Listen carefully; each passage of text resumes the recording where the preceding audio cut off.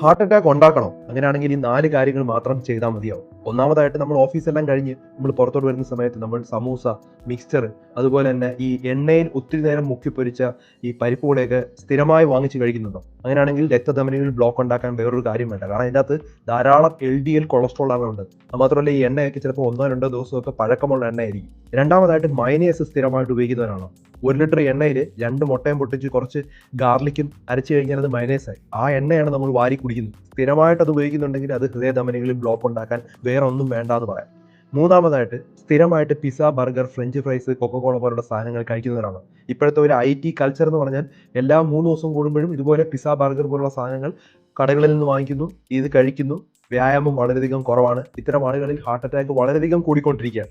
നാലാമതായിട്ട് ചില packet foods, Maggi, Kurkure, അതുപോലെ ലെയ്സ് പോലുള്ള കമ്പനികളിൽ ധാരാളം ഉപ്പുകൾ ആഡ് ചെയ്യുന്നുണ്ട്. അത് കേടാകാതിരിക്കാൻ പല പ്രിസർവേറ്റീവ്സ് ആഡ് ചെയ്യുന്നുണ്ട്. ഇത് സ്ഥിരമായി